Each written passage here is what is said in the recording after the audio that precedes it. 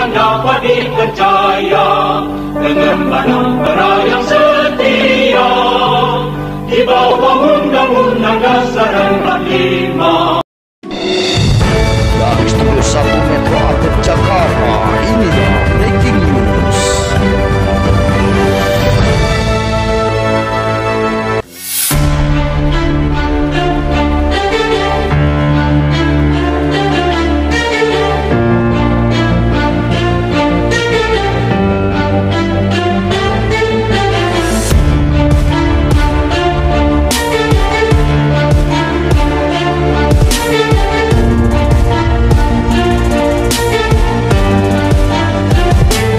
Direktur Pelaksana Metro Update TV dalam program catatan tercecer Hairudin MDK Dewan Perwakilan Rakyat.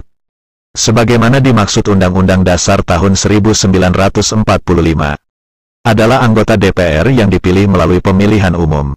Terdiri atas anggota partai politik peserta pemilihan umum. Lembaga perwakilan rakyat berkedudukan sebagai lembaga negara. Mempunyai fungsi legislasi, anggaran dan pengawasan.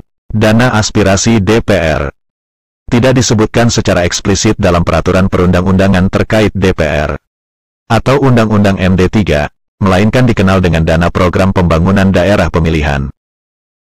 Sebagaimana diamanatkan pasal 80 huruf J Undang-Undang Nomor 17 Tahun 2014 tentang MD 3, bahwa anggota DPR berhak mengusulkan dan memperjuangkan program pembangunan daerah pemilihan. Pada 2010, atas usulan fraksi Partai Golkar, dana aspirasi memang sudah mengemuka di DPR periode tahun 2009 sampai tahun 2014. Saat itu, fraksi Partai Golkar mengusulkan, anggota DPR diberi kewenangan mengusulkan pembangunan daerah pemilihan 15 miliar rupiah per orang. Tetapi ditolak Presiden Susilo Bambang Yudhoyono. Detik News. Rabu tanggal 24 Juni tahun 2015 sama dengan Presiden Joko Widodo. Melalui Menteri Perencanaan Pembangunan Nasional, Andrinov Caniago, menyatakan tidak setuju dana aspirasi anggota DPR, karena bisa bertabrakan dengan visi misi Presiden. Meski demikian, dana aspirasi akhirnya diterima dan disahkan dalam rapat paripurna DPR pada Selasa tanggal 23 Juni tahun 2015. Dewe.com tanggal 24 Juni tahun 2015 dalam perjalanannya. Dana aspirasi sempat memakan korban menyeret beberapa anggota DPR dan pejabat ke penjara.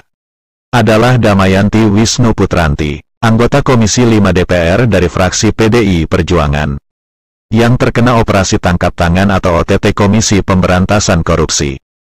Damayanti terjerat kasus suap terkait pembahasan proyek dana aspirasi yang akan dititipkan di Kementerian PUPR tahun 2016.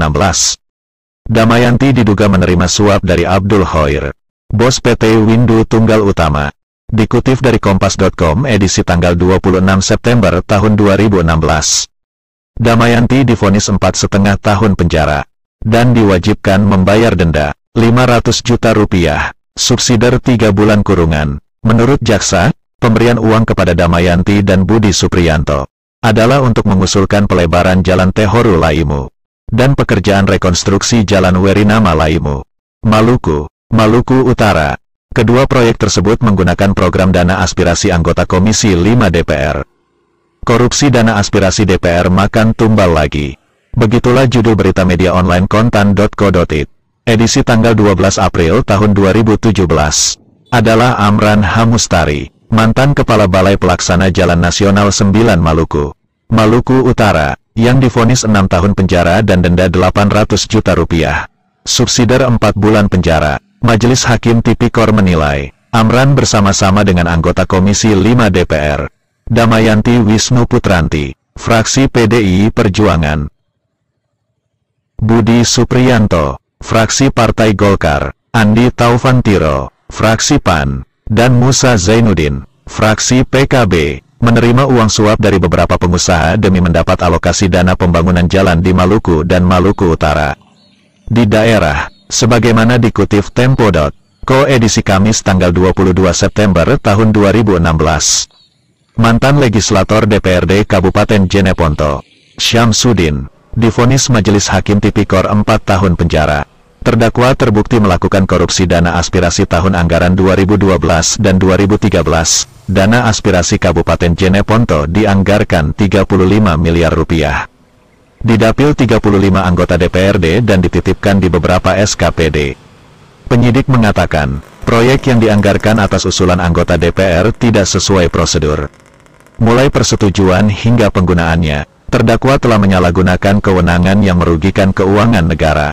Kata Ketua Majelis Hakim, Christian Jati, jika anggota DPR Republik Indonesia menerima dana aspirasi 2 miliar rupiah per orang per tahun anggaran.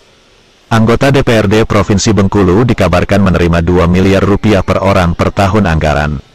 Itu maknanya, pada tahun anggaran 2021, dana APBD yang digelontorkan untuk dana aspirasi 45 anggota DPRD Provinsi Bengkulu tidak kurang dari 90 miliar rupiah.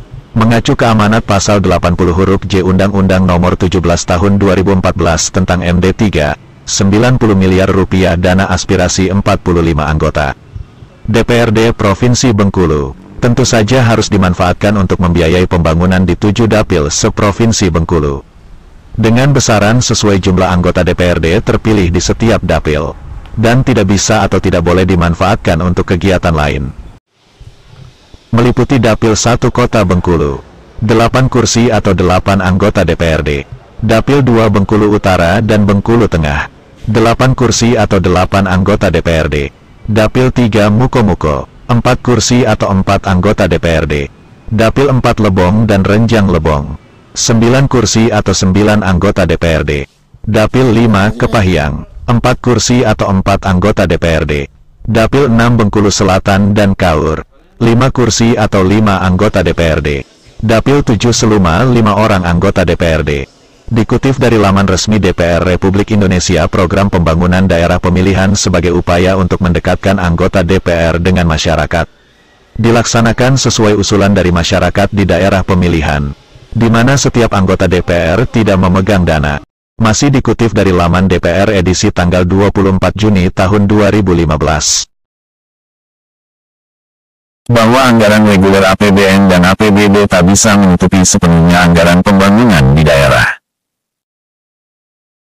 DPR Republik Indonesia ingin memenuhi kekurangan tersebut lewat usulan program pembangunan daerah pemilihan. Aspirasi rakyat semakin konkret jika direalisasikan dengan program dapil. Anggota Balik DPR Republik Indonesia Endang Srikarti Handayani mengatakan bahwa dana aspirasi untuk mempercepat sekaligus pemerataan pembangunan daerah yang mengeksekusi anggaran tersebut adalah pemerintah daerah. Anggota DPR tidak memegang uang sama sekali, hanya memegang proposal yang diusulkan rakyat. Simpulnya satu, dana pembangunan daerah pemilihan yang kemudian disebut dana aspirasi anggota DPR atau DPRD, hanya untuk membiayai kegiatan pembangunan di daerah pemilihan, dan tidak bisa atau tidak boleh dialihkan untuk membiayai kegiatan lain. Dua, anggota DPR atau DPRD tidak memegang uang dana aspirasi. Anggota DPR atau DPRD hanya memegang proposal yang diusulkan rakyat atau masyarakat dari dapil masing-masing. Dengan kata lain, anggota DPR atau DPRD tidak melaksanakan dan atau tidak menentukan sendiri kegiatan yang dibiayai dana aspirasi. 3. Pelaksana pembangunan daerah pemilihan adalah pemerintah daerah, melalui organisasi perangkat daerah atau OPD terkait, sesuai kegiatan yang diusulkan masyarakat daerah pemilihan. Kita harapkan dan mudah-mudahan pembangunan daerah pemilihan di 7 dapil anggota DPRD Provinsi Bengkulu tahun anggaran 2021 bisa berjalan sesuai amanat pasal 80 huruf J Undang-Undang Nomor 17 Tahun 2014 tentang Majelis Permusyawaratan Rakyat, Dewan Perwakilan Rakyat, Dewan Perwakilan Daerah, dan Dewan Perwakilan Rakyat Daerah, atau MD3, sebagaimana telah diubah dengan Undang-Undang Nomor 42 Tahun 2014. Kita harapkan dan mudah-mudahan pembangunan daerah pemilihan di 7 dapil anggota DPRD Provinsi Bengkulu tahun anggaran 2021 bisa berjalan sebagaimana diharapkan sesuai amanat pasal 80 huruf J Undang-Undang Nomor 17 Tahun 2014 tentang Majelis Permusyawaratan Rakyat, Dewan Perwakilan Rakyat, Dewan Perwakilan Daerah, dan Dewan Perwakilan Rakyat Daerah, atau Undang-Undang MD3, sebagaimana telah diubah dengan Undang-Undang Nomor 42 Tahun 2014. Sebagai kepedulian dan bentuk partisipasi Metro Update TV terhadap kinerja anggota DPRD Provinsi Bengkulu. Secara kelembagaan sudah menginstruksikan seluruh wartawan untuk mengekspos atau menyebarluaskan keberhasilan pembangunan daerah pemilihan di seluruh kabupaten dan kota. Sebagaimana ketentuan Undang-Undang Nomor 40 Tahun 1999 tentang Pers. Bahwa Pers adalah lembaga sosial dan wahana komunikasi massa yang melaksanakan kegiatan jurnalistik. Meliputi mencari, memperoleh, memiliki, menyimpan, mengolah, dan menyampaikan informasi baik dalam bentuk tulisan, suara, gambar, suara dan gambar, serta data dan grafik maupun dalam bentuk lainnya dengan menggunakan media cetak, media elektronik, dan segala jenis saluran yang tersedia. Dari Studio 1 Metro Update TV Jakarta, tim redaksi melaporkan.